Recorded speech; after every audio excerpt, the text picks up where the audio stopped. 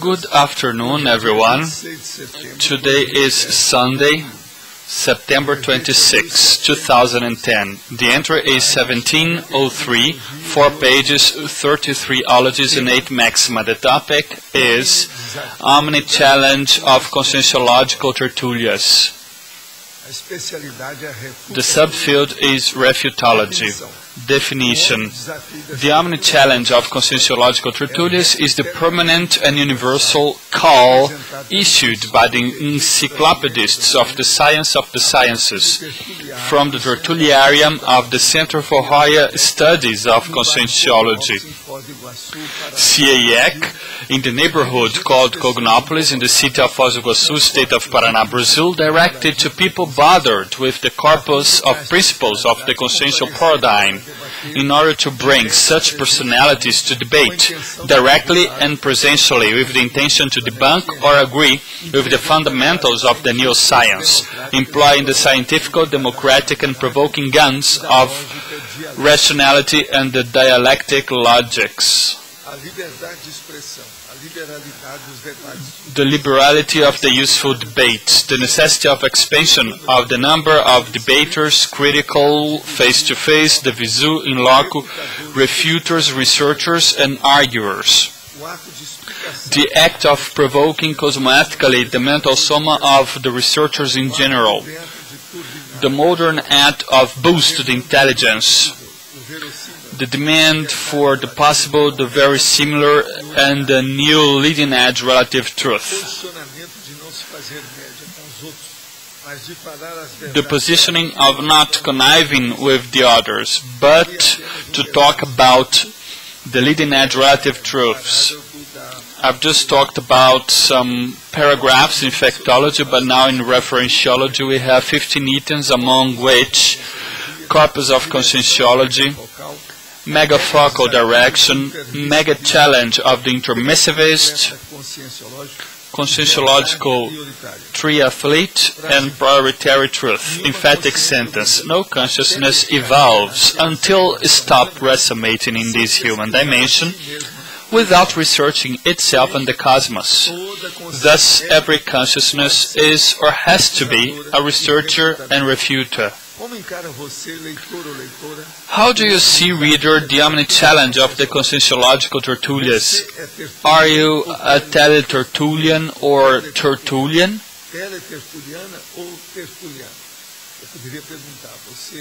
I could even ask, are you para-tertulian as well?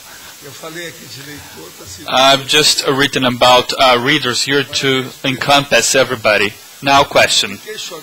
I was shocked when I read Saturday's newspapers when I read that 3 companies in my city in the same field of my company fell into a scheme of tax evasion. More than 60 people carried out this investigation, and no companies were disseminated that were already with taxes of 20 million reais, and it's a big problem. What should we do in this case?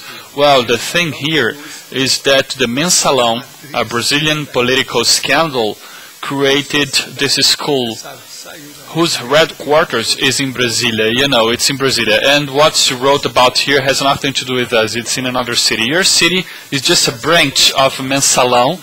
Brazil was created by this Federative Council, headquartered in Brasilia. Mensalão is out there.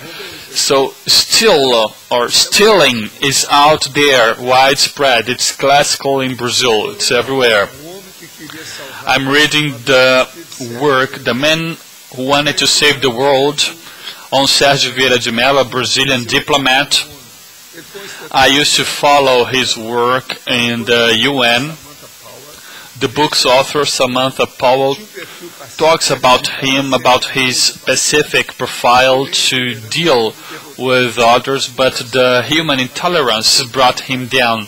With so much work dedicated to peace, how is he nowadays? Conscious or unconscious? Do you have any news about him? He could be here with us helping to negotiate for a better government.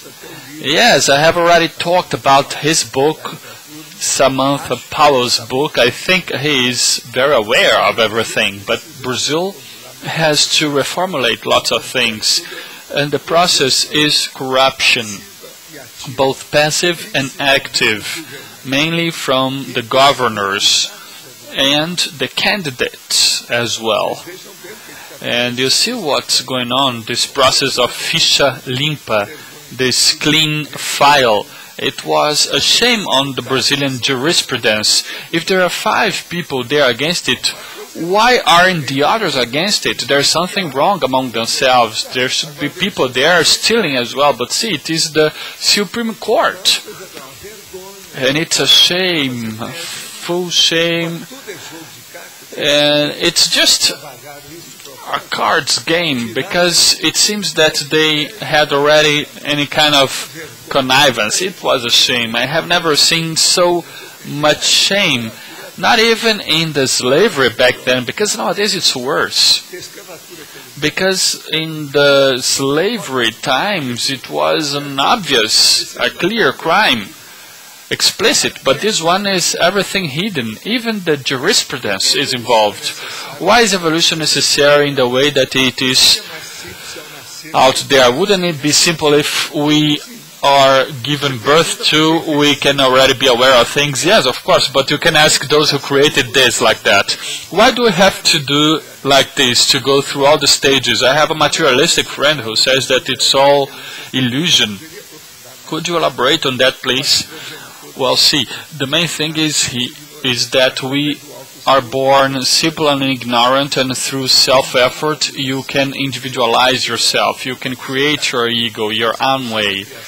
You are your own personal creation, first and foremost. So it is very important. It's the self-made man, the self-made woman. That's what evolution is. I think that's the best thing. It's very good. But if you want to know about other hypotheses, we have to evolve to achieve the level of the free consciousness to have other ideas. So far, none. The only way out is the self-effort. That's what conscientiology talks about. We have no other resources available.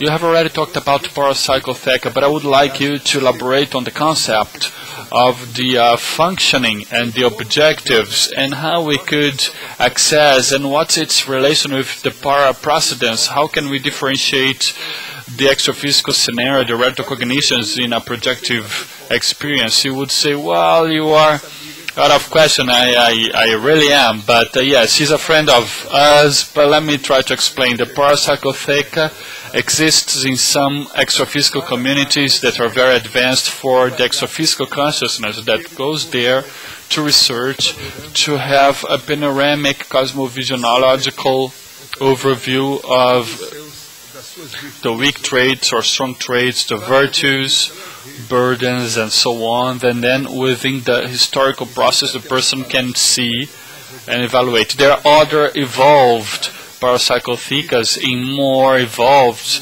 extraphysical communities, where you have also stored the lives of other planets with lives. So these are very advanced, and it's very difficult to reach such places, because there are consciousnesses that can't go there because of the psychosoma density. It's very difficult to get there, because the consciousness is more thick, let's put it like this, and it gets difficult to go there to achieve that place.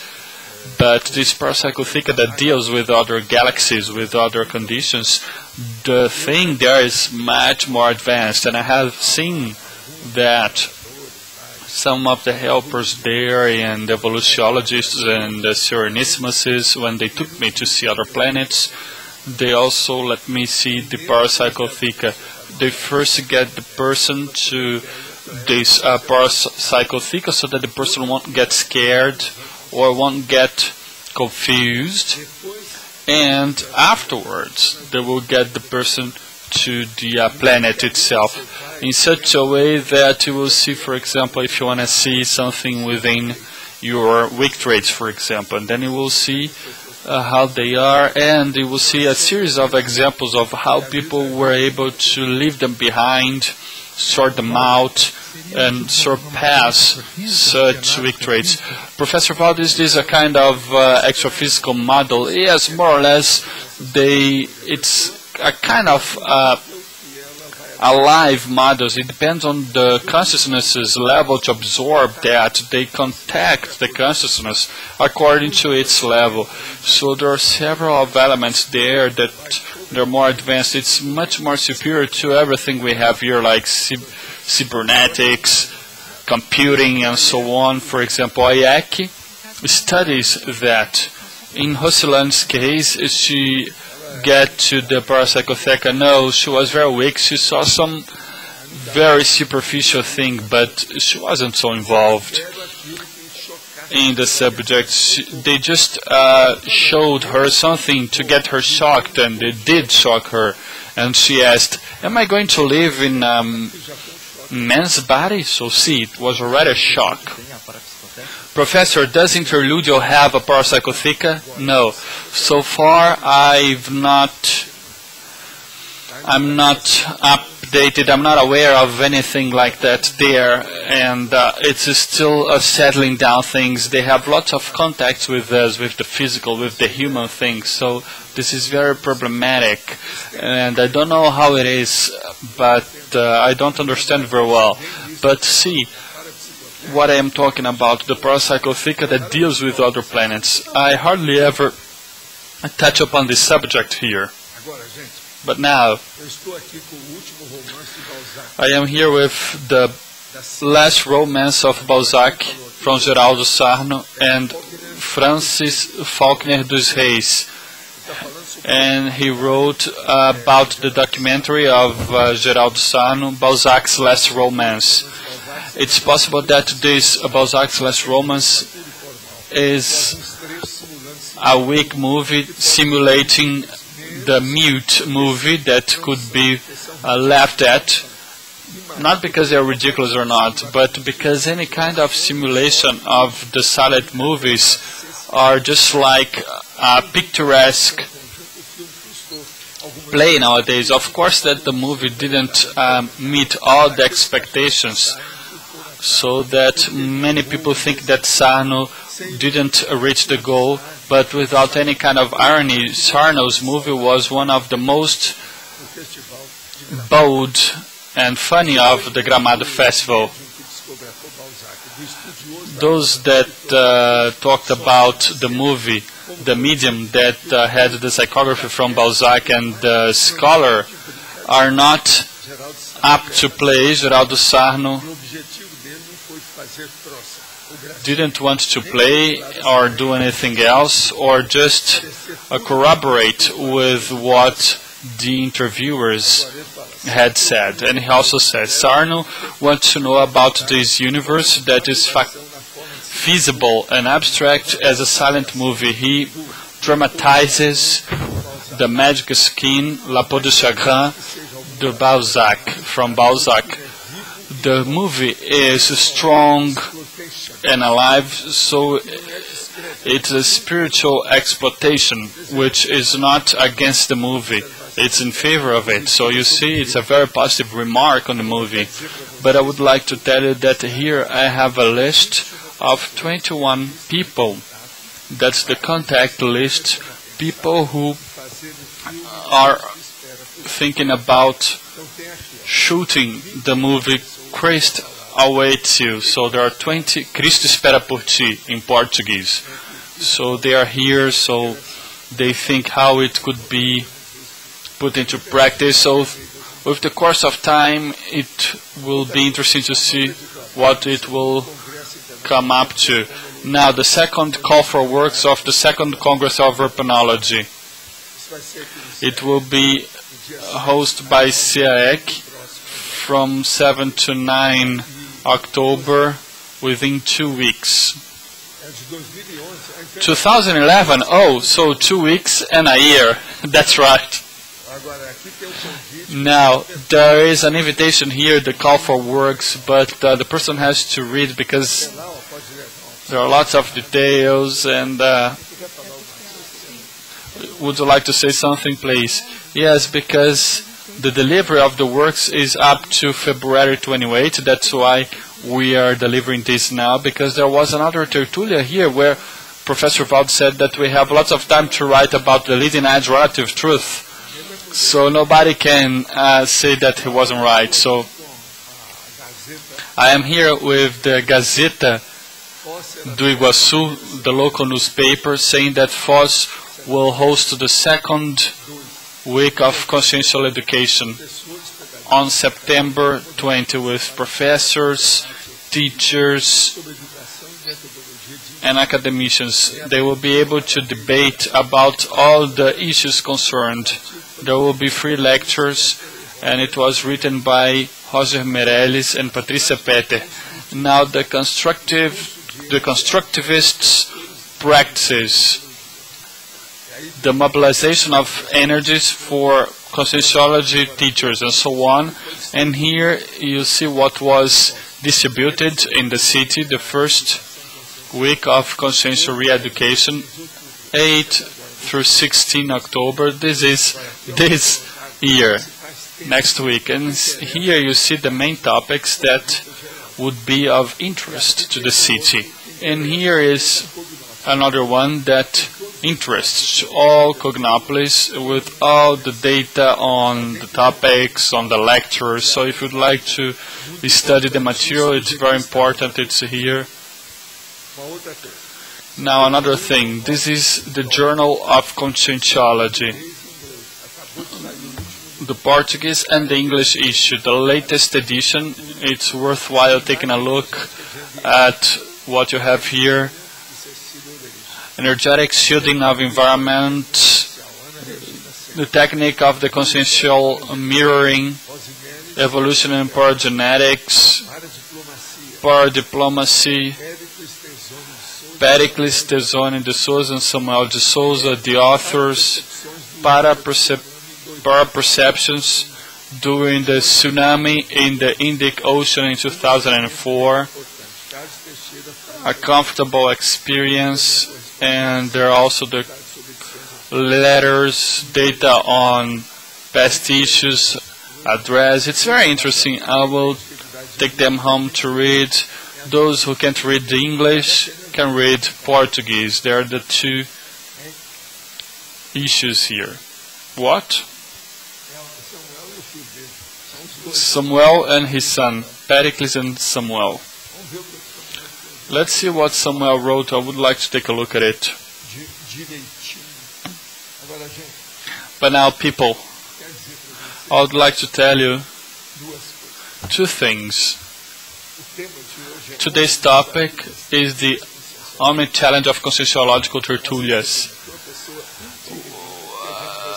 We have received here a communication from a person that was pretty much against the fact that we receive politicians here. I just threw away the paper because I didn't consider that. The person didn't understand anything because it may have been the first time she saw it, because we've been here 8 years with the tertulias receiving politicians, and in respect to her I threw the paper away. But because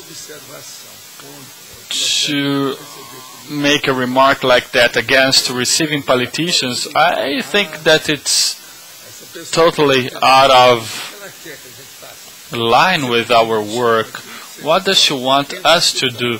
Just what she thinks of. I didn't ask, and it's not possible. One thing like this is just a waste of time. Excuse me, but I have to be very clear, and it was the first communication I received here.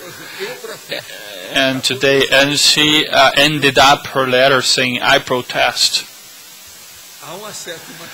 So there is a level of immaturity in this issue. But concerning the Omnichallenge of Tertulias, we say that this is a place for debates.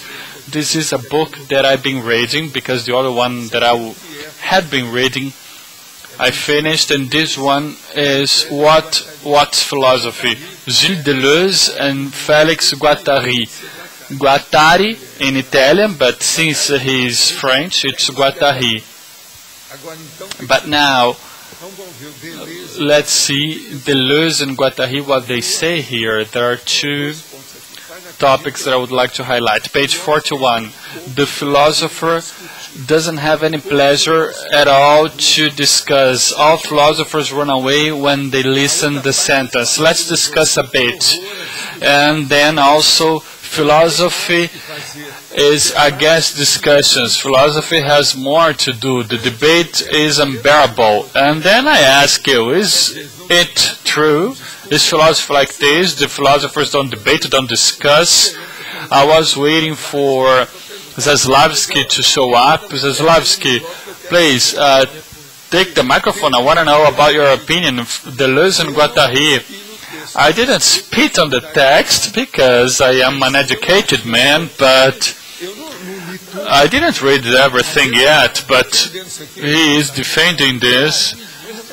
Yeah, he's generalizing this too much. There are philosophers like that and others that aren't. No, Professor, it's just a generalization. These Deleuze and Guattari, what about them? Are they leading philosophers? Yes. So how do you sort it out? You know, I read the texts and I have my ideas, but fact is fact. It's written there, 2 pages, one after the other. They are just saying this very clearly. Well, Professor, but I see philosophers that debate. He is not based on research. I think that he's talking about academicism. I think he's talking about the academia, because in academia the debates are very restrictive. But see, in my homeland, either you debate and discuss, no matter what's the origin, what matters is the debate. It doesn't matter if it's in the academia, if it's extraterrestrial, if it's metaphysical or whatever, it doesn't matter. But say that philosophy doesn't debate, what is it? Are they suffering from a priori osmosis? First thing, what are they? French? Oh, silly French. Silly French. Is this true? First thing, this argument that this is the scientific process, no, my eye. But see, Waldo, in France there is the philosophical coffee, they discuss a lot. Yeah, everything is based on discussion. French discuss a lot. But see, are they homosexual? Are they homosexual? Do you know anything like that? Do you know them? Gilles Deleuze is a homosexual. Yeah, because sometimes they like to do that to spark off the debate. I don't know what's the interest there. I think they just want to call the attention. Yes, they're of a line that they tend to be something like critical, hypercritical. Oh yeah, okay, so it's the new without debate, without discussion, the new line without discussion. Professor, they may be criticizing the others. Folks, I think that you didn't get it. I will read it again. Who translated is Bento Prado Jr. and Alonso Munhoz, good translators. It is translated, it's in Portuguese. I'll read again. The philosopher has very little pleasure in discussing. All philosopher runs away when they hear the sentence. Let's discuss a bit. The other. Philosophy is horrified by discussions. Philosophy has much to do. The debate is unbearable to philosophy. So now, defend them. That's why I'm asking, because sometimes they just want to show up or show off. Are they homosexuals or within philosophy? What are they? Are they playing the clown role or what? Is it a criticism to philosophers and philosophy? But, folks, did you understand that, or I have to read again? I can't understand anything because I don't understand because I read everything. I am reading it carefully with all my love. I am on page 52. But it's almost 300 pages. But Professor Waldo, their line is like this. They are from psychoanalysis and Marxism. So they try to bring them together as if it were the most controversial things. Yes, but Marxism is a fossil for me. It's just unbury corpse. I don't do that anymore. I think it's a waste of time. Do you think that I am too radical when I say that, or do you think they are instead? I'm in for any discussion. It's just like that lady. How do you let candidates come here to speak? But what's the problem? Aren't we for the pure democracy? We're here to debate. But see, two philosophers together, they had to bring them together, two philosophers. Are they homosexuals? It seems that they aren't. So they're serious people, they're family people, high level, okay. Professor, if he is a Marxist, he's dogmatic, and he just wants to discuss within that line of knowledge. Well, not only that, it's this book is available in Epigraphy, the store there. If you want to see what it's all about, take a look at it. Professor, there is this clipping I received saying, Waldo Vieira gives hell to Lula and Labour Party. Yeah, but it's old. It came out 8 years ago. Yes, when we were up there yet discussing. But for that person that thinks that we shouldn't receive or welcome political candidates, it's the same thing. At the same time that we have them here, we criticize them. Yes, and I have already had pictures taken of Lula with my book in his hand, Protectology, but since he doesn't read books, no problem, I'm safe. You can give him books and he won't even open them up, so no problem at all. For me, I don't think even that he knows how to open the book. I think that he doesn't know how to deal with it. But anyway, I think that the issue, here's what, this friend that I talked to, this friend of mine saying that we can't bring politicians here. And what about the case of these two leading philosophers? Try to see if you understand these folks and explain to me later, because I don't understand at all both reactions. And another thing, it's everything within today's topic, the Omnichallenge of conscientiological tertulias. Take a look at Refutology and we encompass everything. But Professor, philosophy was born out of dialectics in Greece and so on. In France, it's the same thing. But see, dialectics must be just a friend's talk. But see, Professor, if in the academia they don't discuss, but see, in France they discuss. Yeah, they discuss with love.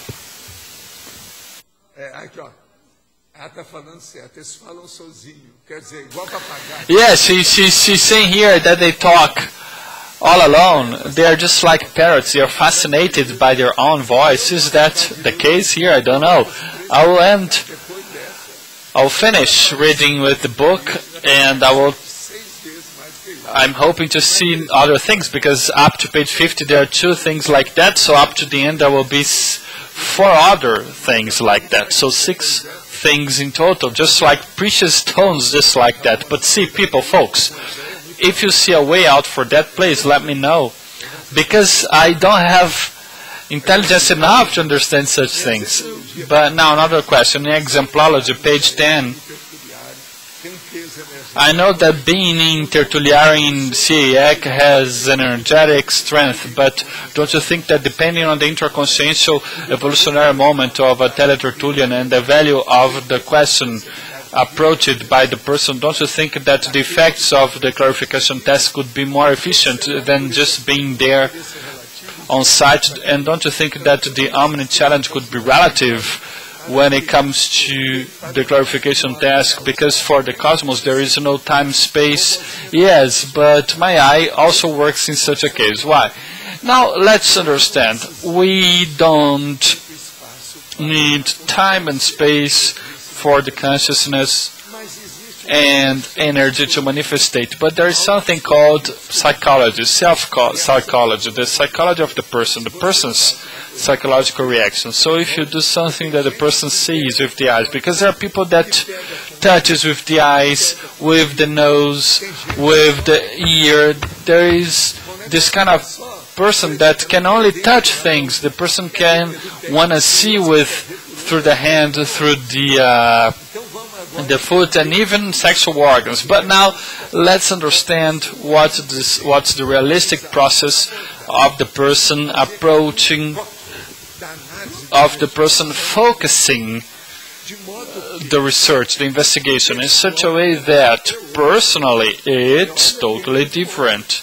You see face to face, and then when you die you will see para eyes with para eyes, no way out. So divisu, the presential force, of course, is greater.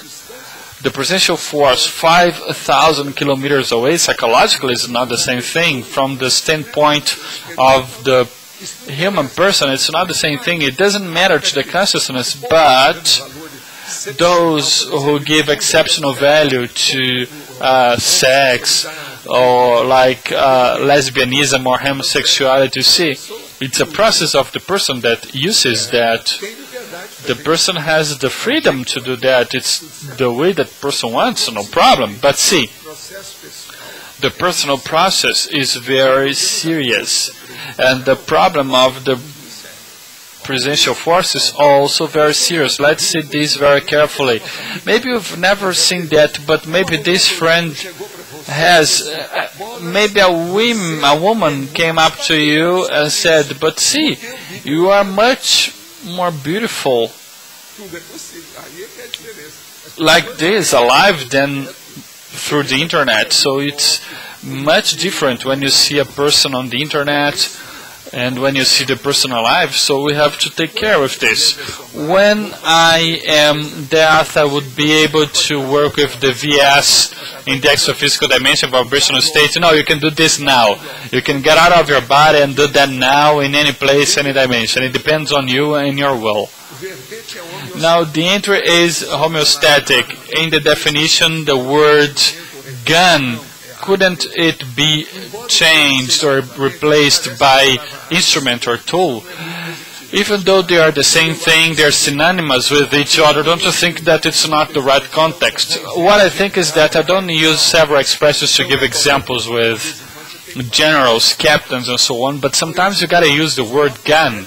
Even the doctors say there is a pharmacological drug gun to combat hypertension, for example. It's one of the meanings of the word nowadays. It's not only the process of war, it's also self-defense. Now I'm going to read that again so that you can tell me if it's wrong or not.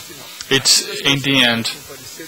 In order to bring such personalities to debate directly and presentially with the intention to debunk or agree with the fundamentals of the new science, employing the scientifical, democratic, and provoking guns of rationality and the dialectic logics. That's what Guattari and Deleuze don't want to. That's it, the use, the employment of such guns. That's why I've asked, what do they use? Only pontification, only dogma, only being peremptory, only stating what they want, what they think, without any reply? What? Such a silly philosophy. Zaslavsky, you have to fix your friends, because I am really pitying your friends. Have you seen this book? Oh, so I really recommend, because I recommend reading this book because it's full of things. And the book is, what's philosophy? Well, philosophy is just to be long-winded and doesn't matter what people think. Waldo, I think Zaslavsky wants to say something about Deleuze. Yeah, you have to defend them. No, I won't defend them. I will just talk about who they were. Deleuze and Guattari. Deleuze was a philosopher and the other a psychologist. They have died already. Oh, so have they died? Yeah, so I'll try to meet them up. Yeah, Guattari, I think that it's been 20 years. Yeah, it's easier to find them in the extraphysical. They are from a line called postmodern.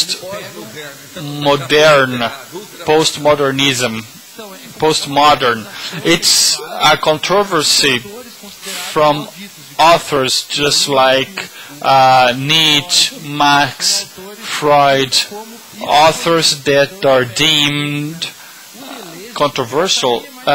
Guattari is like the shade, but Deleuze is the main one, and he is very studied nowadays in the human sciences, in education. He's still studied. Deleuze is very studied because he makes approximations with biology concepts, just like rhizoma, for example. It's a concept that's very studied. And he's surfing on the crest of the wave. Was he materialistic? Yes, fully materialistic, both of them. Well, since they've died, they have seen reality. But, well, yes, let's help them reading their books and pointing out the sillinesses. We have to debunk all of them and bring them down. It's terrible, but what's funny is the synchronicity. I came to such pages today. It seems that they make me read very specifically. When I read it, I said, oh, it's unbelievable, I'm not reading this. Waldo, you talked about the presential force, the person being here or not, but the book is a kind of a means of transport of the presential force. Yes, there is. That's why there are lots of people who like the virtual reality, because it's intangible, because it's only abstraction. It's just like those actors, no discussion. That's what I said, and that's it. So that's why there are lots of people who like virtuality, because there's not tangible. That's why I think that the book is the ideal thing. I don't think that it will be extinguished at all. When I say it's the written process, it will never be extinguished. Those, for example, who like to worship those who died in the cemetery, just like in the U.S., there is that field. I saw that in the Philippines too. Thousands of crosses with these huge panel with everybody's names on it. Now imagine this virtually there. Do you think that they will do that one day? No, not at all. What kind of tribute? What would that be? An inconsistent tribute. But Waldo, what's the percentage that we can cap, that we can absorb from the author's presential force? Yes, let's see what happens, what people will understand about that. But see, this concept, presential force, it wasn't understood very well yet. I've been writing about that in other entries. But see, it is also the absence of extraphysiology, of parapsychism.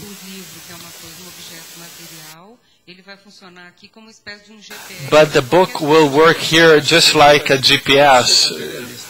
See, if I say I am a materialistic and I say that's it, and that's it, no more discussion, is that what I want to say about philosophy? I mean, it's not understood, it's completely out of reasoning, it's illogical, irrational. But see, let's suppose, Waldo, that now in the extraphysical they will be able to change their mindset with the book ratifying even more the materialism.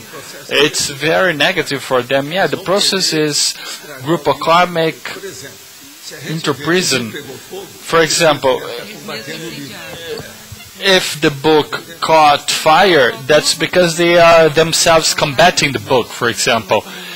Yeah, but it didn't happen to Balzac. No, not at all, because he didn't position himself as a materialistic. He clarified lots of things like the society process. In Paris, that was the main shocking point back then. The situation was precarious. Just like Allan Kardec, he didn't bear Paris. But see, they are not defending this, they are criticizing this on the other hand. Did you read the book? No. So please, yeah, read first and then we talk. Don't do, because otherwise it will be worse than them. You're guessing before reading, so don't do that. Wait first. Professor, it must be a group of philosophers who don't want to discuss, but if we carry out a research, I don't know, but I suppose... But, yeah, let's be straightforward. Why? Why aren't they discussing? Because they are weak, coward, feeble. That's the truth. They don't have testosterone. That's why I asked. That there's a lack of testosterone. If you are afraid of public debates, what's up? Philosophers, I've never seen like that. Have you ever read a book, a text of philosophers saying such thing? Have you? You have never seen that. I have never seen. Well, maybe a contemporary group, because I've never seen that. In such a way that it's not easy. So the Tertúlia was created for debates. Professor, this book is available for download, and there is a sentence that he writes right after that defines the situation. He says, the discussions, the least we can say that they don't advance the work because the interlocutors always talk about the same thing. Yes, it's very close. So they are really defending the thing, no doubt. Yeah, and there is another thing that you can ask them, and the consensus is never reached. So you see how intelligence is lacking with them, silly things, because see, for example, there is a lack of consensus, so it means that there is never consensus. For example, we're going to have lunch in a restaurant, there is no consensus, so each one will be to a different restaurant, they are philosophers. See, have you ever thought of that? Today is Sunday. We're going to have dinner. Let's go to a restaurant. There are 8 of us. So, 8 restaurants. Each one will go to a different restaurant. There will be no consensus because they are philosophers. So you see, is that like that? So debate is very serious. You see how it is. Either it's logical or not. Either it makes sense or not. Either it is explicit or not. Either it is something arising from your maturity or not. Waldo will research that, explore that further, but it seems to me that is dogmatic. It seems? What you're talking about? You're telling me that it seems it's dogmatic? You want to be nice to them. What's up? It seems. Ma come? Ma come hai detto questo? We have to speak Italian to you because... Yeah, Professor, they victimize themselves. It seems that they are complaining. Yes, with this, it's not only victims. It seems that they have to... They have to have been in a massacre or something. Yes, they debate with Lacan, Professor. Oh, no, Lacan is another crazy. That's why I don't think that... yeah, with Lacan they debate, Professor, because it's the same universe of being long-winded without any consistency. Now, another question. Since my young age, I have been having projective experiences, and I've never seen my soma. I'm always in species, kind of school, a place for research. I've never had an experience of helping the others. And why can't I see the psychosoma take off? Why? Am I always in a research center? It seems that you are in a phase of preparation. Practice more assistance that you will improve. Assistance, projections, and power perceptibility. If you intensify your clarification task, things will improve. The science knows that the universe is expanding. And I ask you, who's responsible for the universe situation? Is it the consciousness? What's in the interface of universe and non-universe? It is the primal thought scene. When does the first thought scene appear in the cosmos? So the first cause, the supreme intelligence. But see, not even the Serenissimuses. Don't bother with that. I don't want to worry about that. What I worry about is to leave this dimension behind, to live in a better place, in a better dimension. Good afternoon, Professor.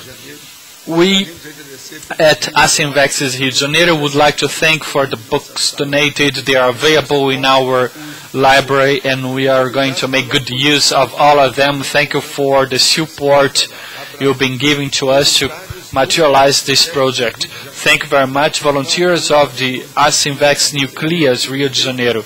So they have already received the books and it's very good.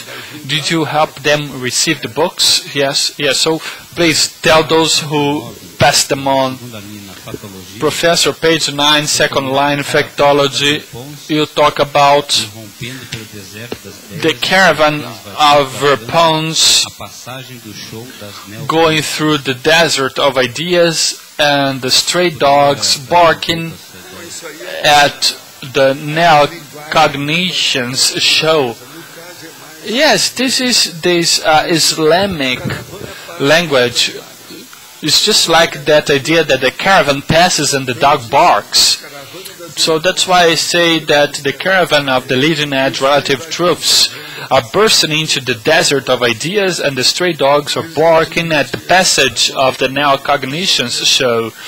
They are neophobic, that's why they don't tolerate new ideas. Just like these guys that don't acknowledge debates, they just want to keep their ideas. They think they are the owners of absolute truths. They are dogmatic, but see, dogmatic philosophers, you already have two. In your philosophy studies, you can write it down. On the 6th line, on page 8, Factology, you talk about the quest for the erudition charm in favor of everyone. That's it. When you start exposing things in depth, the debate comes up, and the debate is charming because it will lead you to a temporary conclusion, and this temporary conclusion is a kind of consensus of that evolutionary moment. So that's the charm of the leading edge relative truth. Yes, I would like to understand that, Professor. Well, yes, it's charm. I talked about this thing, about the others, about the two philosophers, and many people have manifested. Around 20 have manifested so far. So this is the charm, it's the glamour. It's the call, it's the evocation, so it's the intellectual charm. It's the erudition charm, the scholarly charm, if you will. Yeah, just like Osmar Ramos Filho, he has his wisdom, the charm of the erudition glamour. Everybody is fascinated by his erudition charm. Yes, that's life. A person who was very serious, closed, was Pontes de Miranda. And when he said something, everybody listened. Everybody wanted to be close to him, talk to him. I remember that in our dinners, the restaurant used to stop and look at him when he was passing by. And another thing, he used to be very serious all the time. And he didn't want to be social with others on purpose, and he was is very intelligent. He's deemed as the most important Brazilian intellectual. 14 hours a day dedicated to researches, studies, writings. I saw his library very calmly. I talked a lot with him and I learned a lot from him. He had a wide culture and general education. That's why there are some books of him that are very difficult to understand, because when he achieves that level, it's very difficult to be understood by others, because you think that the others think just like you. And that's why I took my precautions. I will never get this level in law, but I can achieve that level in other things, just like in such places. In a blind earth, those who have a fourth of eye are the kings. So it's the same thing. That's why I started with this textbook in order to get to the encyclopedia. So this text is just a kind of a textbook of an encyclopedia in order not to be like Ponte de Miranda.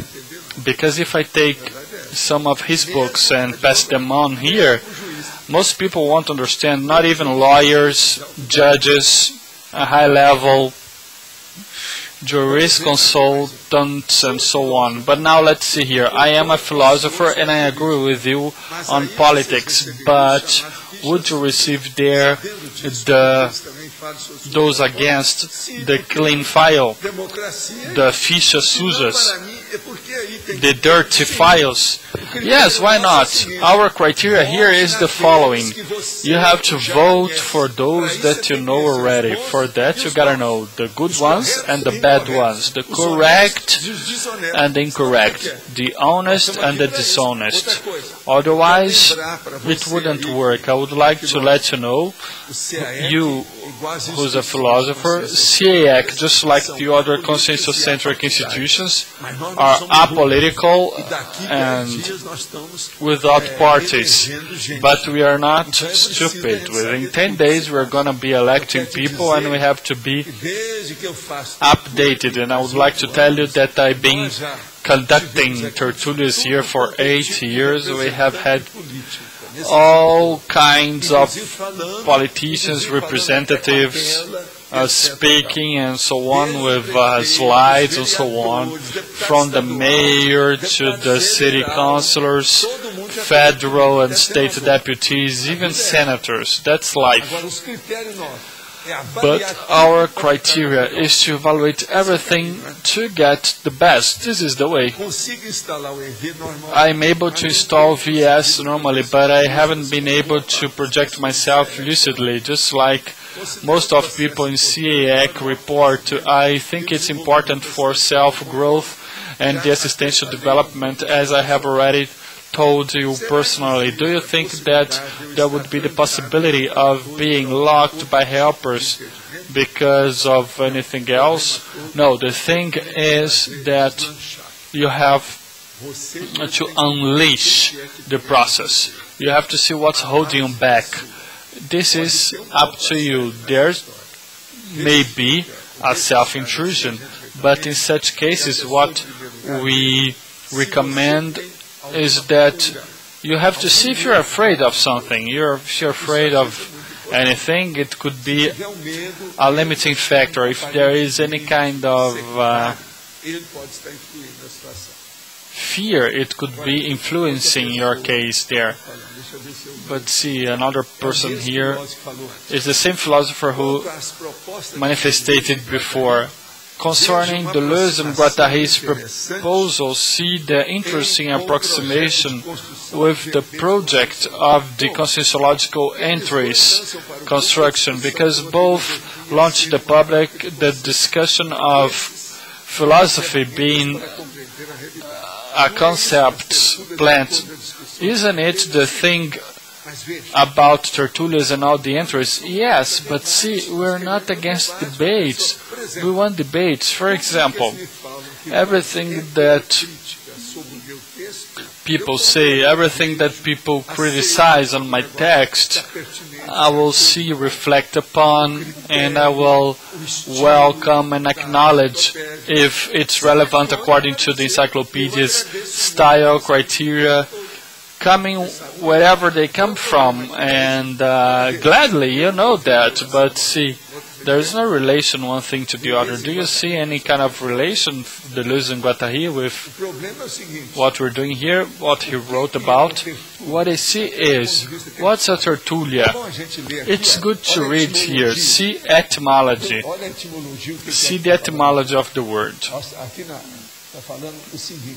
Here it reads, a part of etymology. The word tertulia comes from Spanish tertulia, meeting of people to discuss or talk.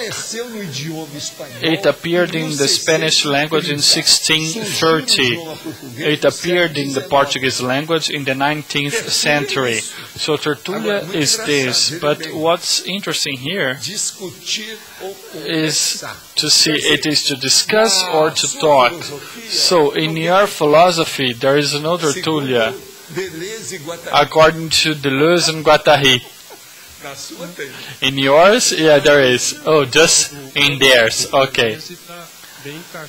Waldo, Deleuze is very well fit in this Christendology. The Christendology here, deficitarian mission and interprison. Yes, but now let's think positive about him, because he decimated. Those who decimate become saint in the cemetery. But Professor, there are people who are reluctant, resistant to debate. So there is usually this link to dogmatics, but those who don't want to debate, it's strange. Yes, just like that. You pretend I'm right, I pretend you're right, and lots of people are just like that. That's the thing. I will flatter you, you flatter me, so one helps the other. So that's very common within philosophy. Another thing, it's very strange to see both together, to speak together. They want to give weight to the book. But now, Adélio, on page 9, in Factology, 5th line, Baramap, dirigidos diretamente aos profitentes das religiões. The conscientiological challenges directed directly to the religious practitioners of the personal practice of the Penta, the personal energetic task. Yes, because the person who does that discards all kinds of sects and religions. But Professor, all those who are in conscientiology, haven't they discarded? No, not always, because sometimes they want to keep their things, just like conscientiology and Umbanda and Catholicism or whatever. And I told them, you can't go downstream with one foot on each boat. Yes, but some people volunteer like that, Professor. Yes, it's just at the beginning when they are getting started, and then later on they will define themselves in favor of or against the conscientiology. But being on the fence is not possible. The intruders will take over the person. When the person is like that, is because the person is to blame. The person has a group karmic interpretation, either with a religion or with a sect. Even if the person leaves that behind, the person will take some time to be entirely free.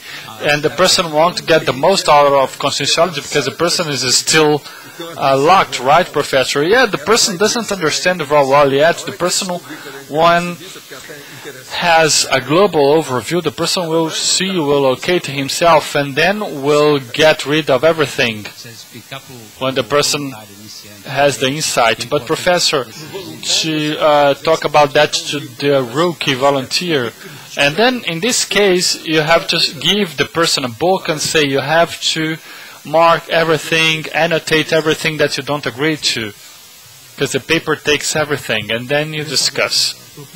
Professor, I would like to know your opinion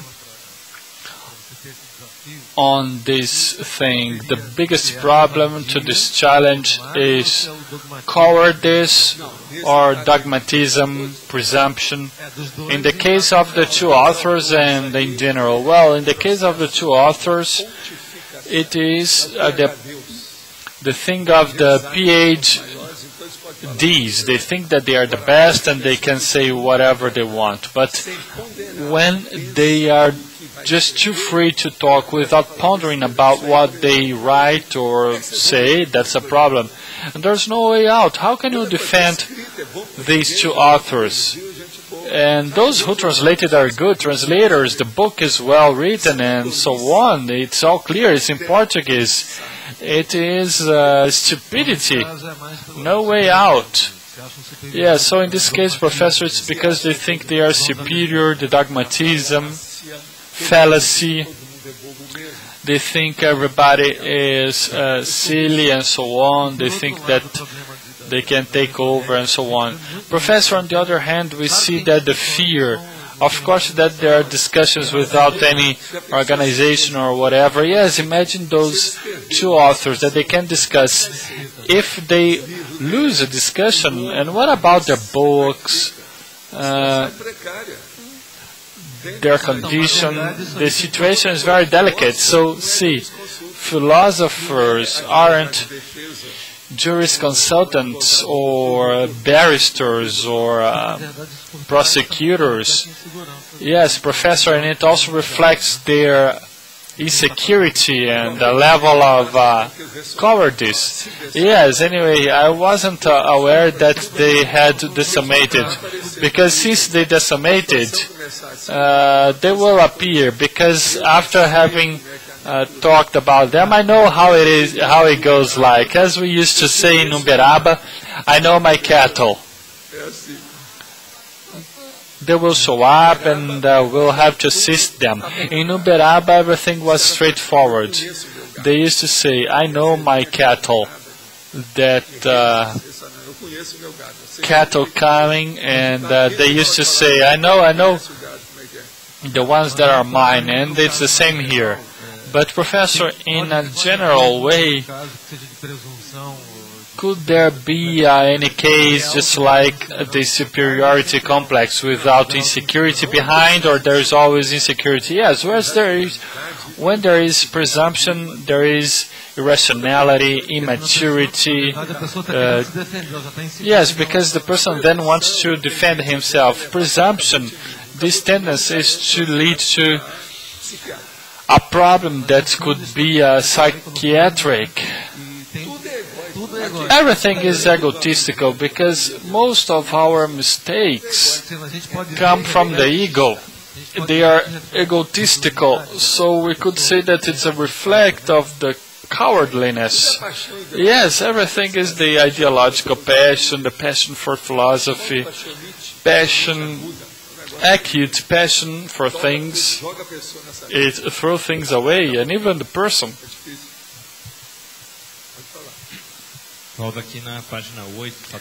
Professor, page 8, Factology, second line, you talk about the liberality of the useful debates. Can you elaborate on that?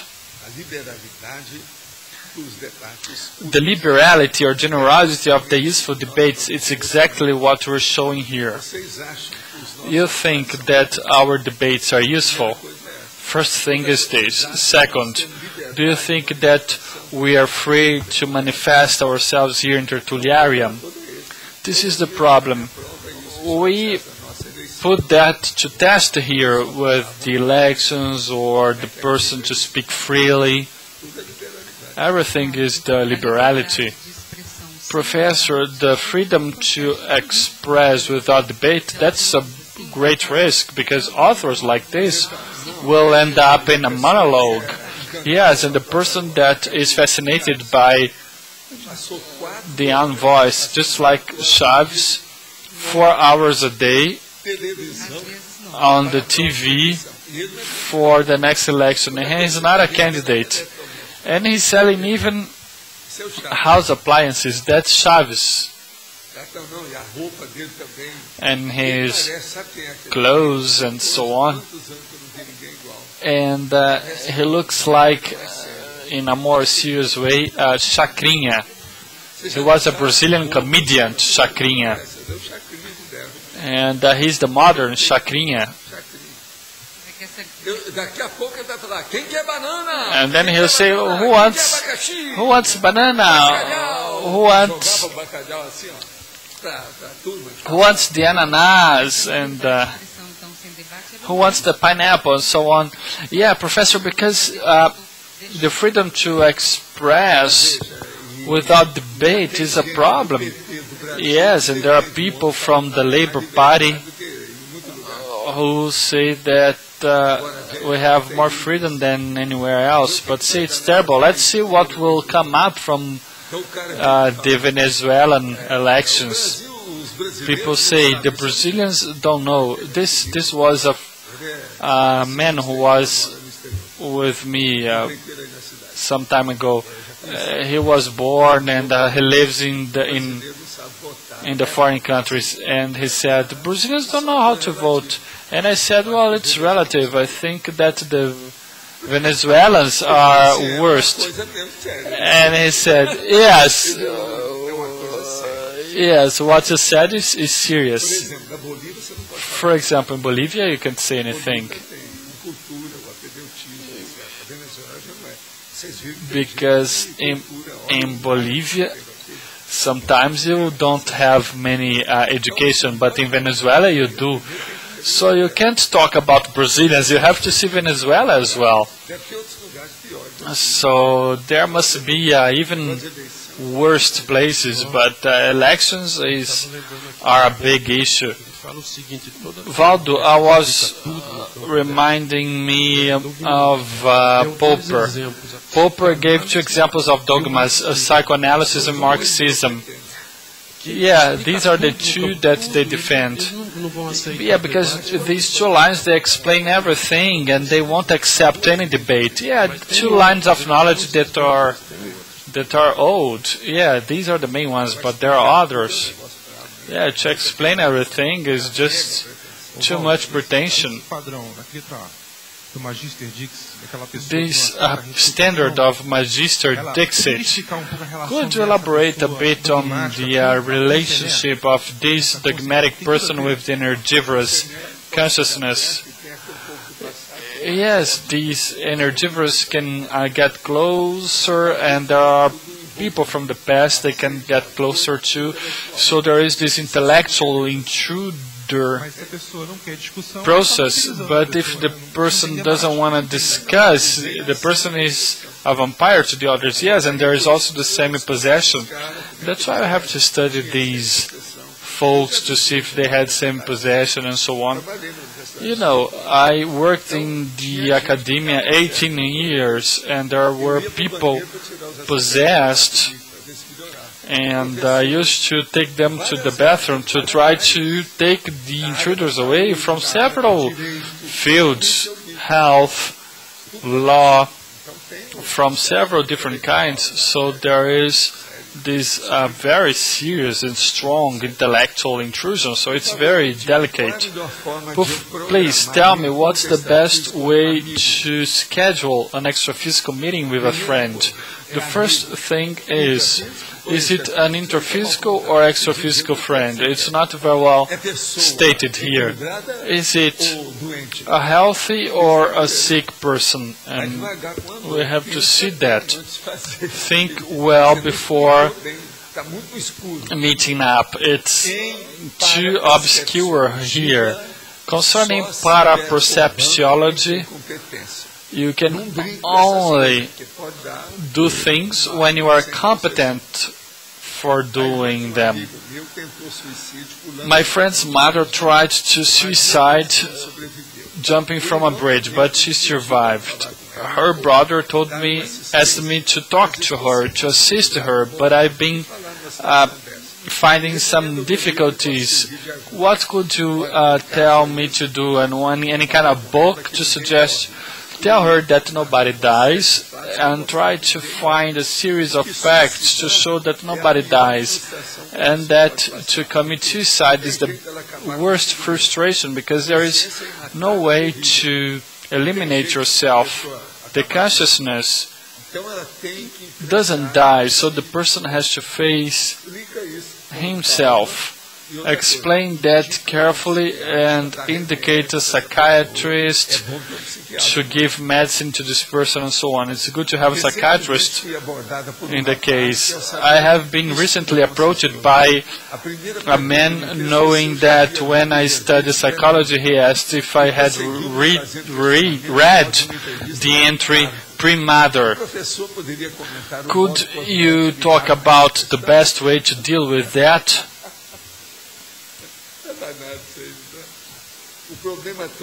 Well, the main thing here is the following.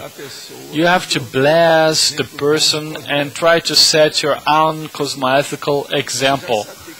There's no way out. You know what cosmoethic is. And when the person decides to leave religion and stick to conscientiology, what's the best behavior to keep the consciousnesses of religion away? The first thing is to get rid of the energetic junks that keep the connection, because through the energy they will get into the person's hollow scene. They keep coming. So this is intrusion. This is the exothocene. So you have to renovate everything. That's what we call recycling from the roots. In referentiology, please talk about the principle of the compulsory priority. Well, we already have the entry, so please take a look at this entry. When it's entry, I don't think that I have to explain here. We have already debated and so on. So I think that the entry is good to look at, and this one is very good. The principle of the compulsory priority. We debated this not long ago. She will take a look. When was it?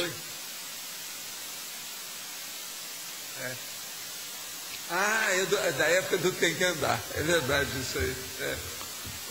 Então isso é para mim. Yes, yeah, it was a long time ago, so yes.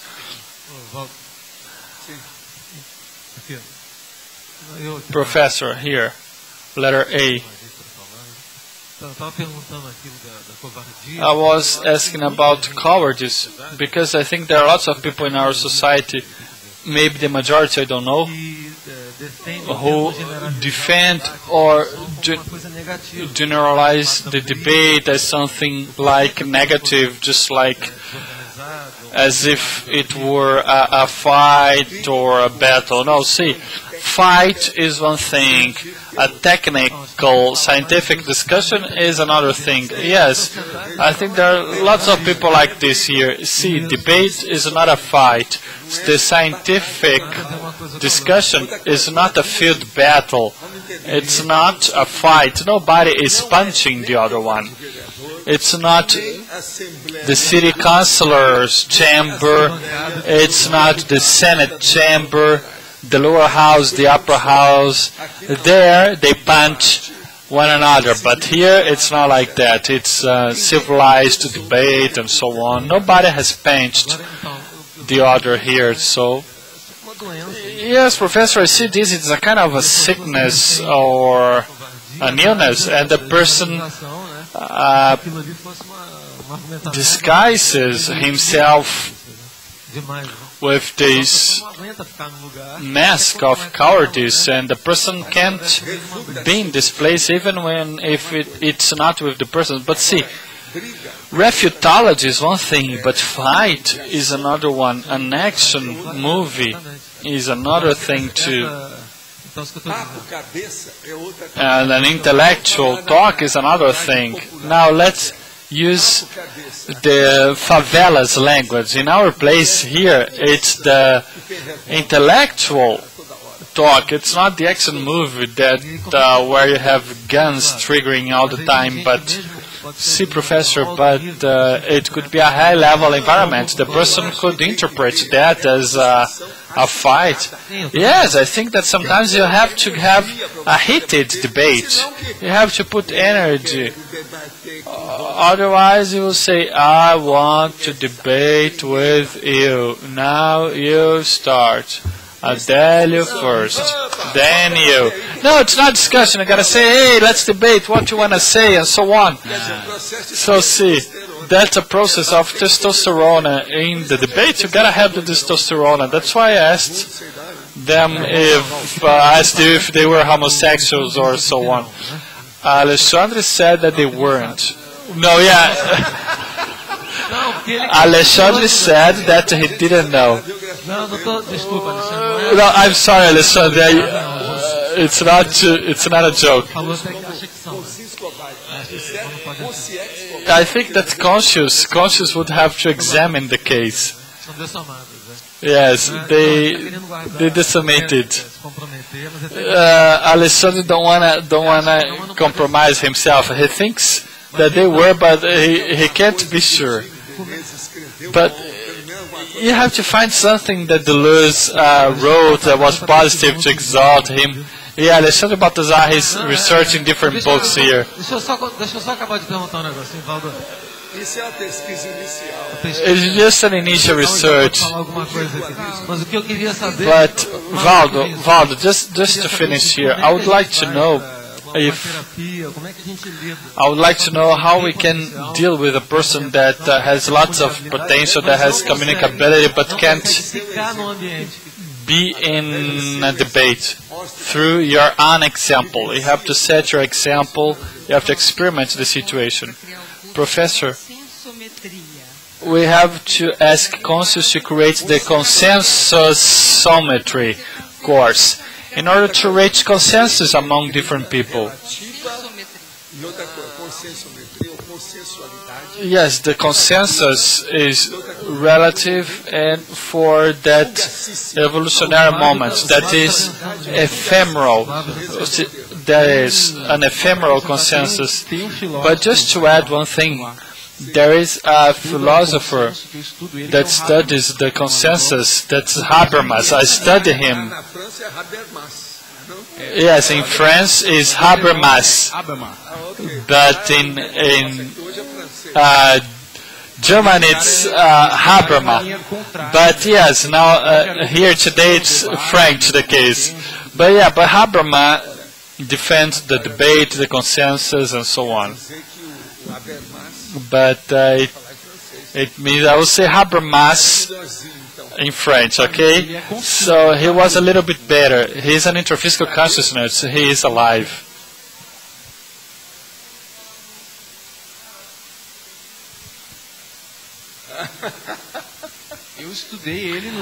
I studied him in my master's degree, my doctor's degree, and I have lots of material on him.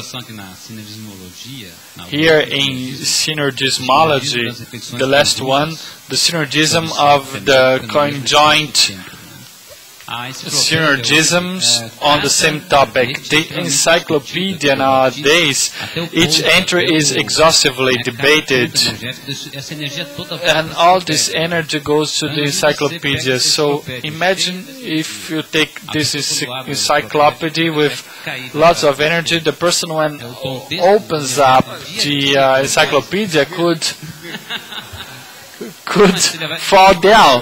No, it's not like that. It's not a lot. But see, the book's not done like that, because the book is done by one author, but here we debate each entry exhaustively.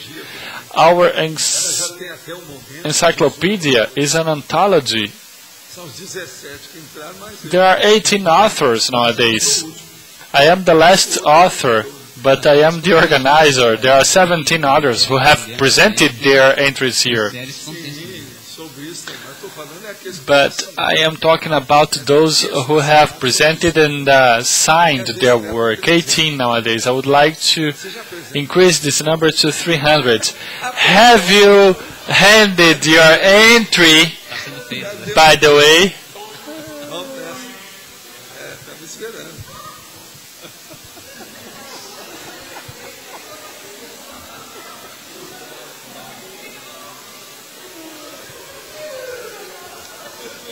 Como diria o cara lá em Mato Grosso, aqui nessa empresa do tertuliário. How that friend from Mato Grosso said, here in Tertuliarium we don't gain anything, but we have lots of fun anyway. Não se ganha nites, mas se diverte, adverte bastante. Em Mato Grosso é isso. Não é isso? We don't gain anything, but we have lots of fun. Valdo, there was this video yesterday with the debate. Malo was there. Foi desafio grande lá. It was a big challenge there.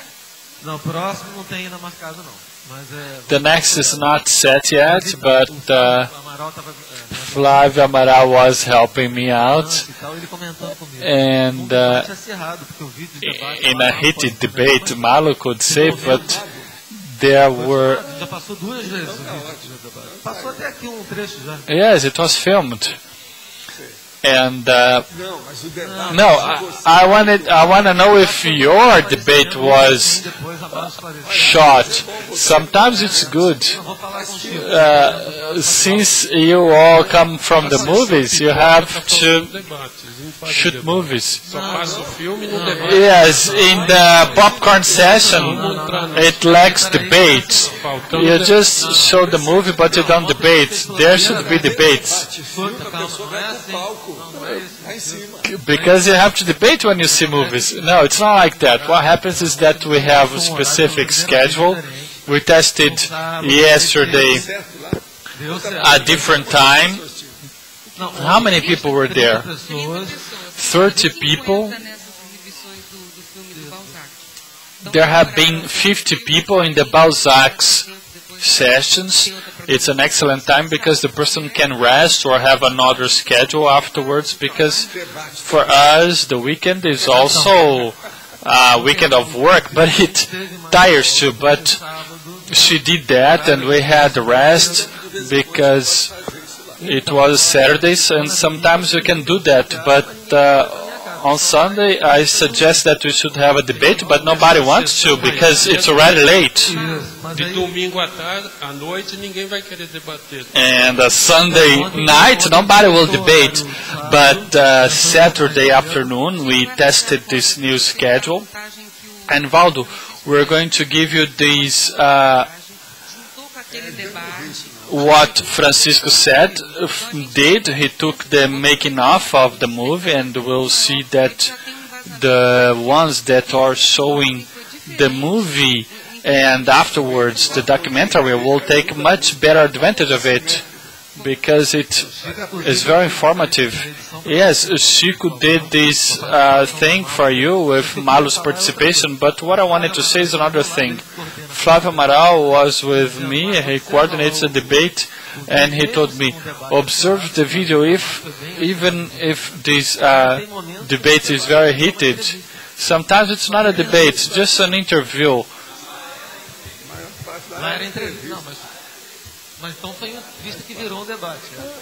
Well, oh yeah, so it was an interview that became a debate. But what I want to say here is that sometimes, of course, that when the question is clarifying, but sometimes the cowardliness makes the thing become an interview instead of a debate. Yes, there is a culture of debate in such environments, in the environment of culture, intellectuality, of the movie scene. The author that's being interviewed has to talk about his biography. He has to go in depth concerning his work, so it's an interview debate. But those who doesn't have patience for that, they don't have feeling experience to follow this kind of things. The person thinks it's boring and walks away. When Waldo says, after Waldo having said, people walk away. But what we have to do is to create the culture of this participation. We have to deepen the culture of debate. How to take advantage of that unique opportunity to carry out the clarification task if the person doesn't have the patience to wait for that, because any social environment is just like a movie theater stage or a theater stage, because it's just like the same thing. You have to wait for the right time to get in and so on, illumination, and when you get in, when you get out of the stage. And sometimes you don't do that, and in the debate, it's the culture that sometimes you don't have. Also in the tertulias debate.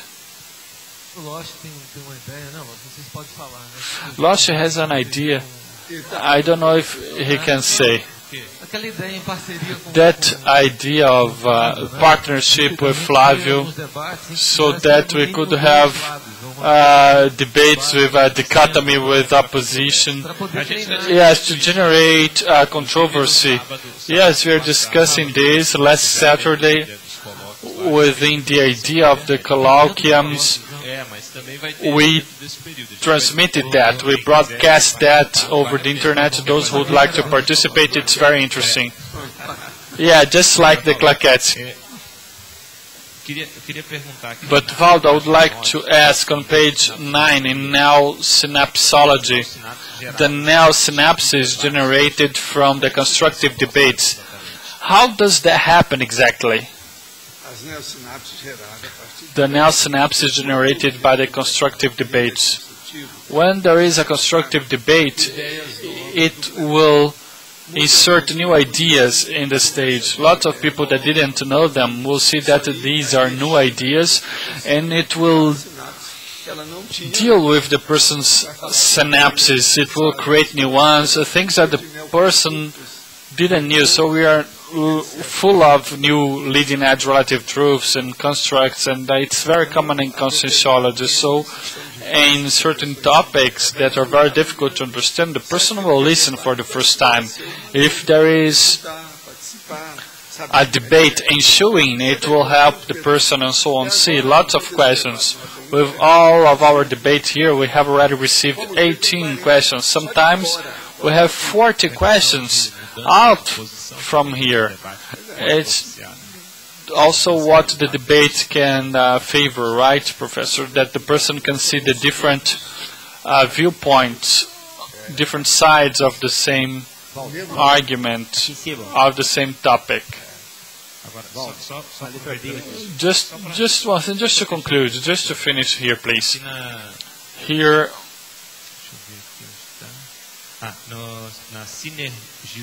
On synergismology, in the second line, the second synergism, the pathological synergism, the next one, the presential force, cosmoethical authority, strengthening arguments. This is the thing. For example, presential force. You see, for example, transmitter comes close to me and he has this parapresential force. But see, the cosmoethical authority strengthens his arguments, and I will just ponder if it's rational. I'll accept it right away because it has a precedence on the subject. It has to do with this irresistibility. It does, and just like the extraphysical process, there is the same thing in the intraphysical. But Professor, where is it different from the authority argument? When the person has the background, because the person is a specialist in the subject, because the person is from the field, because the person has verbaction, because this will demolish the authority argument. People can tell me anything like this. Because people has, for example, people have to see what I have already done concerning this topic. Because when the person says, but you can't say that it's authority argument. I will give the person the DVD on the encyclopedia.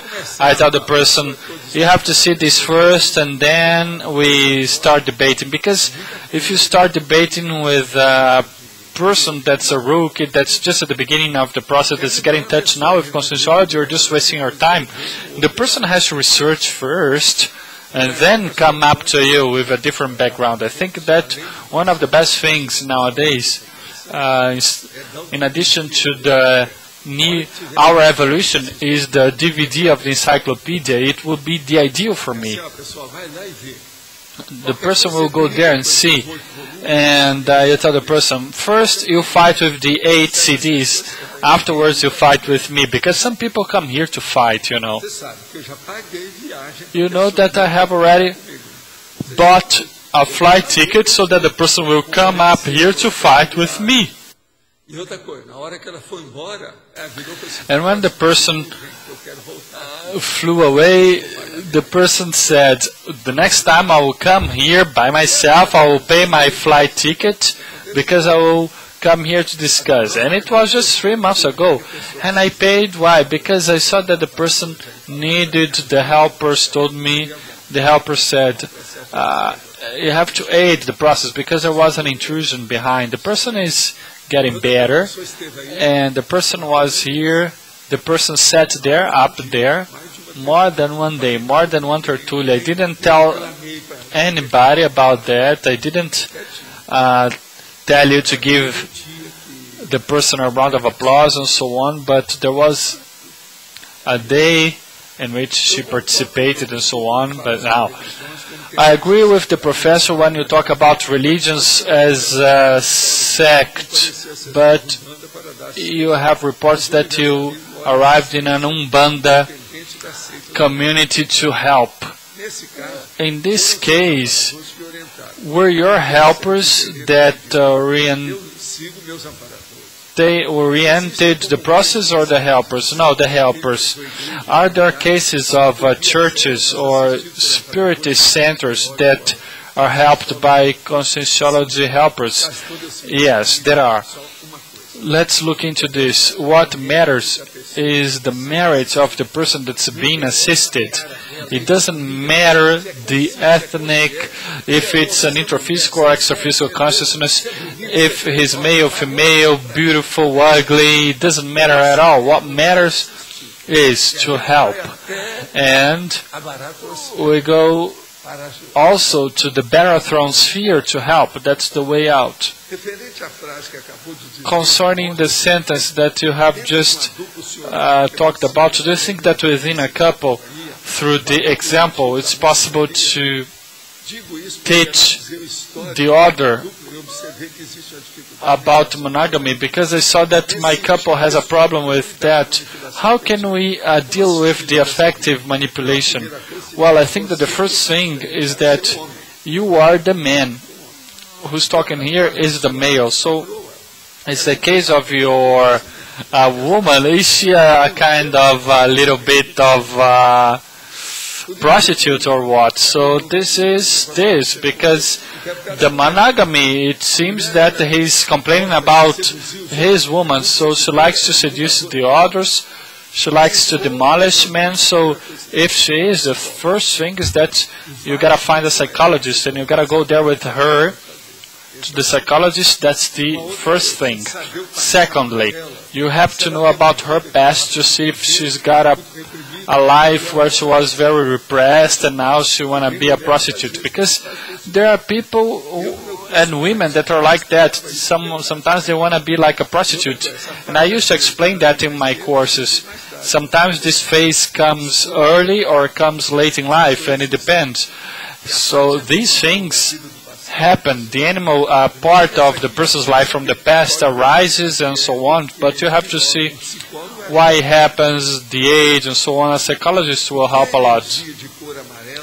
Why the energy that exteriorized in yellow it has this color? Because I see this in this lecture here in Porto Alegre, and I saw this yellow color. But why is that? Well, first thing is that there are some yellow energies that are negative. The first thing is to see how it is like. The energy you felt from this lecture, was this energy positive or negative? Were you feeling good or bad with it? That's what you have to analyze.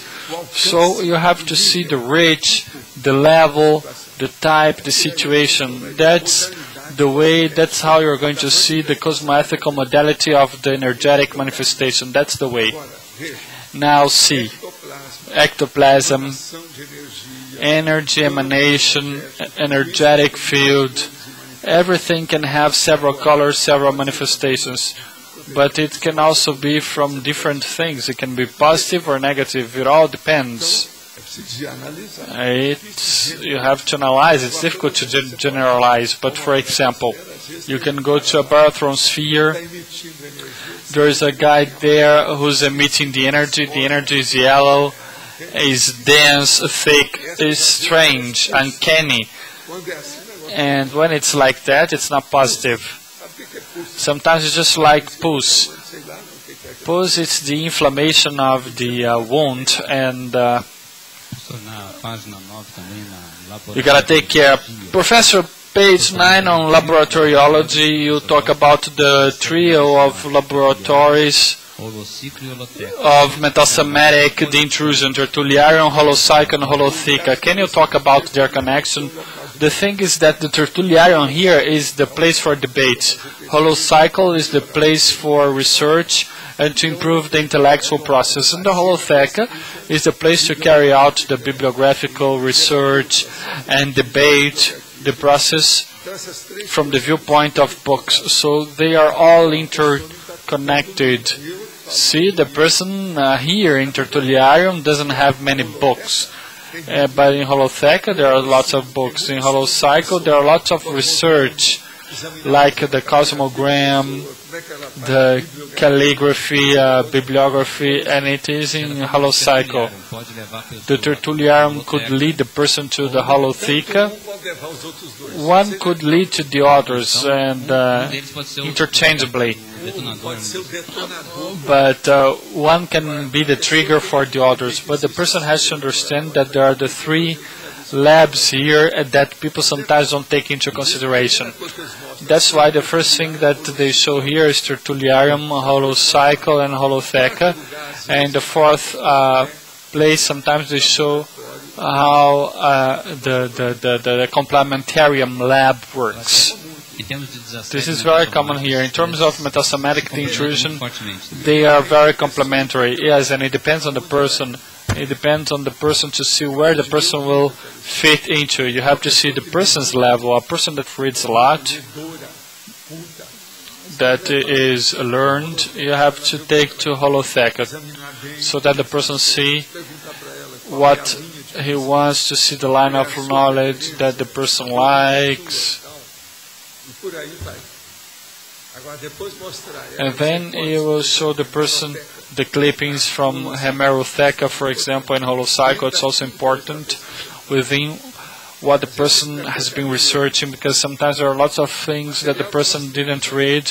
The material we have here from hemerotheca, for example, the clippings, the cutouts, you will hardly ever find a person that will have read all the clippings from that specific subject. Yeah, because in Tertúlia the person starts getting access to the books. Yeah, but the person comes here to discuss, to debate, to question what's not settled. Our thing here is a fight of ideas without punches. Yes, and gross intrusion will take place here, and in the holocycle it's more subtle. Well, sometimes the person defines here what the person will do there. And on the other hand, the person goes there and gets lots of question marks and comes here to solve them out. So one deals with the other, and so on.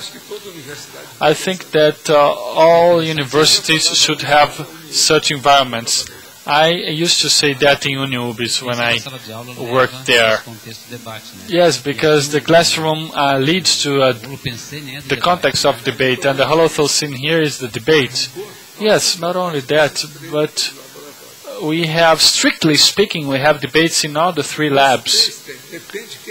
It depends on who it is, what it is, and so on, but there's always a debate. But Waldo, in voluntariology, page 9, there is a spelling mistake. The volunteering is the volunteer. Yeah. In Portuguese, there is a D-O missing. Spelling mistake. Álvares, what have you seen? You didn't see this one. What shame on you. He is the picky.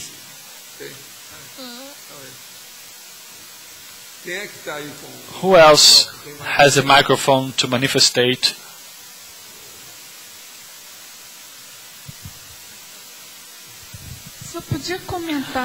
Professor, could you make a comment on Christology? No, pardon me, it's enumerology. Enumerology on the challenges. They are in a crescendo or what? Let's see, I will read and you will tell me. The intellectual challenge, the cognitive challenge, the communicative challenge, the paradiplomatic challenge, the energosomatic challenge, the de-intrusion challenge, the intersistential challenge. It's within an order, an evolutionary order. It starts with the intellectual part and it ends up with the intersistential order. There's also the energosomatic in between and so on. In terms of pitfalls, Professor, on average, what's the one? Energosomatic. Yes, a large number of you, the thing is a little bit difficult, the kind of communication.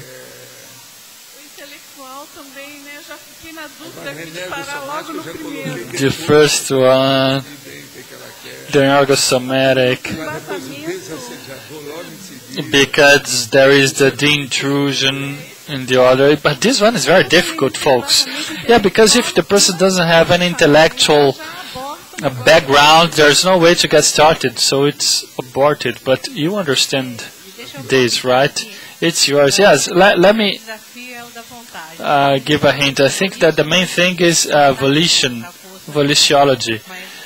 Even though it's not written here, but I think that, for example, when we talk about the energetic vibrational state and Thucene and so on, but to Thucenize wrongly, not to do the energetical practices as we should, I think it's a challenge for all of us. I think that each person in his level, but so on. But now I will read my trinomial in your favor. The binomial, the self-critic, heterocritic binomial. Because and also the ideative, rivality, interconsciential respect, cosmoethical binomial. This is the synthesis. This is the crux of this question. But there are lots of people who like to discuss, to debate, but didn't say anything. But here, Luis, for example, didn't say anything. I don't know why. I am waiting for the hint. João, please, manifest yourself. Just sing a song or something. Yeah, just... Então você pode falar mais aqui na página 8, na patologia. Page 8, Factology, 4th line, the technique of challenges. The techniques of challenges. Well, these are the conscientiological ones, for example, of the 5-hour reflection. This is the basis to come here and debate afterwards. And the technique of the 50 prefaces, that one is terrible. This one I haven't brought yet, have I? votação tem uma que eu votei hoje, que é dos 100 itens. Yes, and in the votation, the one of the 100 items, that's the one I voted. Yeah, this one is serious. It must be a bulkier entry. Let's see what will arise from that one. But who else could say something? The big debaters. Where are they?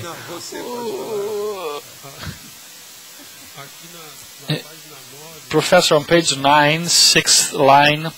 Mas eu quero encaixando aqui no tema matematização possível da vida humana. Não sei se I would like you to talk about the possible mathematization of the human life. I don't know if it's up to Rosa to answer. Yes, Rosa, because you represent the mathematics goddess, so you have to see something. Aqui, canta igual cantor.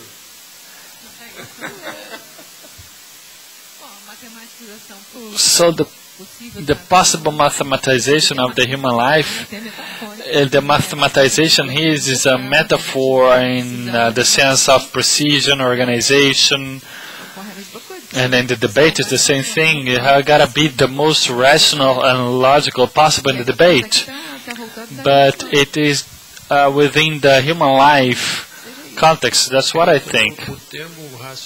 So the rationalization here has a root in mathematics.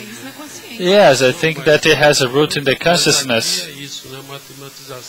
Yes, the possible mathematization in the sense of rationalization. Yes, we studied the reason knowledge, which is the basis of what we do here. There is a series of entries that talk about that. Yeah, here it says that it's the maturity of reason and logicology, so it draws attention to that. So I think that's the mathematization. Well, I think that this subject nowadays draw attention to several things. That's why I found 3 mosquitoes in my head. So they came here for something caught their attention, an energy or something. That's because we're getting into the spring, and now the insects will show up, and lots of them die because it's too much happiness for them and too many people that are helping them evolve. So lots of insects die these times. And if I get to your houses, I'll see lots of them, I'm sure. So it's the beginning of the spring, so it's very serious. So lots of insects, mosquitoes, little spiders, ants.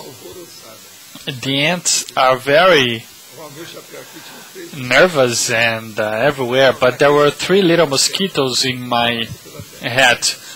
Those that can pass through the nets, the bad nets, because they are very little, so they can pass through. Why do they die this time?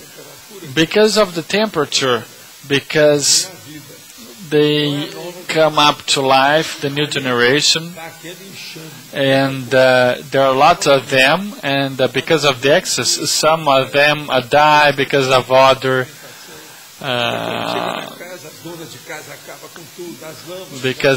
animals, because of the food chain, because of the households. So the spring is beauty, but lots of insects. The spring for insects is a problem.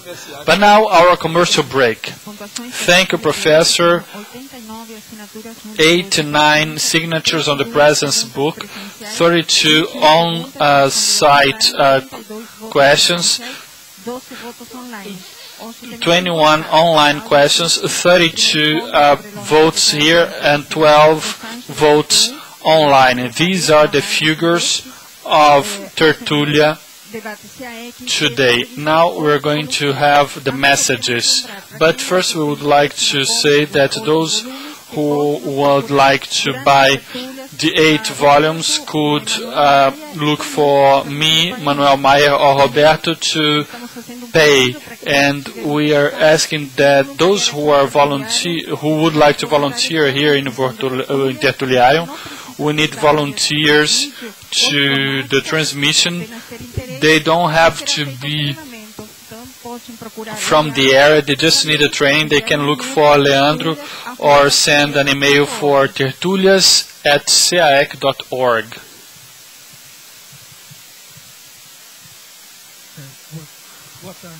Good afternoon, everyone. We are inviting all the Tertulians and Teletertulians to participate in the first meeting of longevity in ICCC.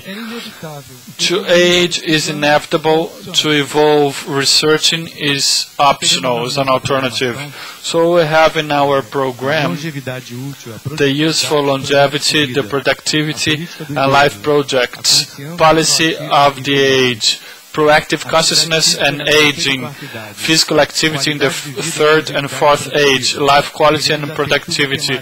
We'll have the thematic tertulia, maturity and longevity, health and beauty in the third age, and prospectivity, the prospects of the group Longevità. The event will take place in the first Friday, 1st of October of 2010, from 8:30 to 6 p.m.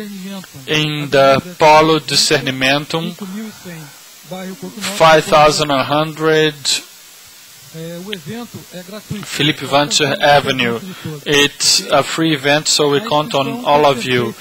You can sign up for the event through the email longevita2010@gmail.com or by the phone 45 21 02 1405 or 8502 4447. Thank you.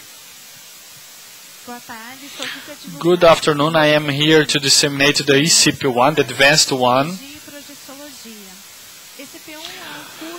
The ECP1 is an immersion course. It starts on November 26 up to 28 with the prerequisites CIP, CPC, and assistentiology. It will take place in Foz do Iguaçu, Hotel Rafaim. Professors Evelise Vicente and Ricardo Dias. Further information on the 45 2102 1408. One of the benefits of the CP1 is that it has an environment to get in depth with self-research. It gives subsidies to identify the Thosenic pattern, self-diagnosis through vibrational state. It favors the personal positioning with the personal praxis. It boosts interphysical recycling, among others. Thank you.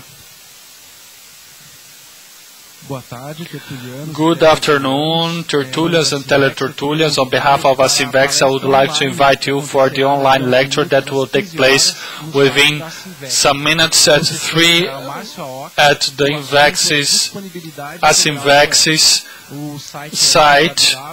The site is www.asimvexes.org. I would like to invite all the Tertulians and Teletertulians that there is time to come here to see the debate at 3 with the topic Paratherapeuticology of the Somatophobia. Professor Alvarez and me will be the debaters. And